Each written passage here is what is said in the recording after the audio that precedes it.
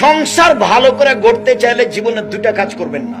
এক, প্রতিবাদ করবেন না স্বামীর সামনে। প্রতিবাদ, হ্যাঁ তুমি আমার মাকে এভাবে বললে কেন, হ্যাঁ তুমি এই কথা বললে কেন, তুমি এই জিনিসটা করলে কেন, এই কথা যদি বলেন তো শয়তান খালি বলিয়ে নিবে, বল না বল না, ওই যে তোর কথা মানেনি, ওই যে তোর মাকে গালি দিল, ওই যে তোর বাপের বাড়ি থেকে এসে এই জিনিস করলো, এই করলো, খালি দিন রাত বলিয়ে নিবে।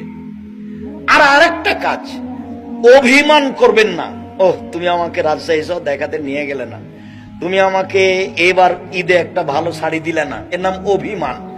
তো যদি করে থাকেন অভিমান, আর যদি আপনার স্বামী পূর্ণ করতে না পারে, তাহলে শয়তান সবসময় বলাবে, বল না, তোকে কিছুই দেয় না, বল না, তোর কোনো কথা শোনে না। দেখবেন যে আপনি বলছেনও তাই। তো যার ফলে মেজাজ যখন খারাপ হয়ে গেছে, তখনও বলছে যে যা, তোকে কিছু দেবো না, যা তুই চলে যা, তোকে রাখবো না। তখন বলছে তুই তালাক দিয়ে দে, তুই তালাক দিয়ে তোর বাড়িতে থাকবো না, তুই তালাক দে না। তখন বলছে যা, তোকে 1 তালাক 2 তালাক 100 তালাক দিলাম, যা।